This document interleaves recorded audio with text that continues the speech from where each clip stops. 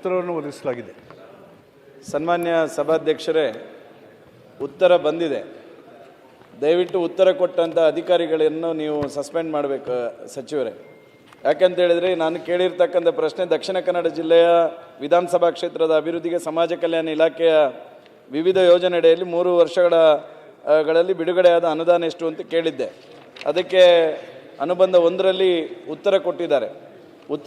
ಉತ್ತರವನ್ನು ನೋಡಿದಾಗ ದಕ್ಷಿಣ ಕನ್ನಡ ಜಿಲ್ಲೆ ಜನ ಏನು ಅನ್ಯಾಯ ಮಾಡಿದ್ದಾರೆ ಅಂತ ತಿಳ್ಕೊಳ್ಬೇಕು. ಎಲ್ಲ ವಿಧಾನಸಭಾ ಕ್ಷೇತ್ರಗಳಿಗೆ ಎಲ್ಲವೂ ಝೀರೋ. ಆದರೆ 2024-25ರಲ್ಲಿ 3,66,00,000 ರೂಪಾಯಿ ನನ್ನ ವಿಧಾನಸಭಾ ಕ್ಷೇತ್ರಕ್ಕೆ ಒಂದಕ್ಕೆ ಇದೆ. ಈ ಜಿಲ್ಲೆ ಯಾವ ವಿಧಾನಸಭಾ ಕ್ಷೇತ್ರಕ್ಕೂ ₹1 ಅನುದಾನ ಅದರಲ್ಲಿ ಪುತ್ತೂರಿಗೆ ಒಂದು 66 ಮತ್ತು ಒಂದು ಸುಳ್ಯಕ್ಕೆ ಒಂದು 1,25,00,000 ಅಂತ ಹಾಕಿದ್ದಾರೆ. ನನಗೆ ಪ್ರಶ್ನೆ ಇರ್ತಕ್ಕಂಥ 3,66,00,000 ಒಂದೇ ಒಂದು ಆರ್ಡ್ರ್ ಕಳೆದ ವರ್ಷ ನನ್ನ ವಿಧಾನಸಭಾ ಕ್ಷೇತ್ರಕ್ಕೆ ಆಗಲಿಲ್ಲ. ಆಗದಿರ್ತಕ್ಕಂಥದ್ದನ್ನು ನಿಮ್ಮ ಅಧಿಕಾರಿಗಳು ಹೇಗೆ ಈ ಸದನದಲ್ಲಿ ಉತ್ತರ ಕೊಟ್ಟರು ಎನ್ನುವಂಥದ್ದನ್ನು ನೀವು ಒಂದು ಸ್ವಲ್ಪ ಅಧಿಕಾರಿಗಳ ಜೊತೆಗೆ ಪ್ರಶ್ನೆ ಮಾಡಬೇಕನ್ನುವಂಥದ್ದನ್ನ ನಾನು ಈ ಸಂದರ್ಭದಲ್ಲಿ ಹೇಳಲಿಕ್ಕೆ ಇಷ್ಟಪಡ್ತೇನೆ. ಸನ್ಮಾನ್ಯ ಸಭಾಧ್ಯಕ್ಷರು, ಉತ್ತರ ತಪ್ಪು ಸದನಕ್ಕೆ ಕೊಡಬಾರದು. ಅಧಿಕಾರಿಗಳು ಒಂದೇ ಒಂದು ಆದೇಶ ನನ್ನ ವಿಧಾನಸಭಾ ಕ್ಷೇತ್ರಕ್ಕೆ ಆಗಲಿಲ್ಲ. ಅಂಬೇಡ್ಕರ್ ಭವನದ ನಿರ್ಮಾಣದ ದೃಷ್ಟಿಯಿಂದ ಅದು ಸಹ ಉತ್ತರ ತಪ್ಪು ಕೊಟ್ಟಿದ್ದಾರೆ.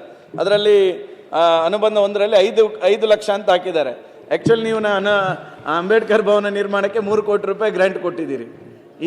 ಯಾಕೆ ಇದು ಈ ರೀತಿಯ ತಪ್ಪು ಒಂದು ಉತ್ತರವನ್ನು ಸದನದಲ್ಲಿ ನಿಮ್ಮ ಮೂಲಕ, ಅದು ನೀವು ಅನುಭವಿ ಹಿರಿಯರು ಸಚಿವರು, ನಿಮ್ಮ ಮೂಲಕ ಯಾಕೆ ತಪ್ಪು ಉತ್ತರವನ್ನು ಅದು ಇಲಾಖೆ ಅಧಿಕಾರಿಗಳು ಕೊಡ್ತಾ ಇದ್ದಾರೆ ಅನ್ನುವಂಥದ್ದು ನನಗೆ ಅರ್ಥ ಆಗ್ತಾ ಇಲ್ಲ.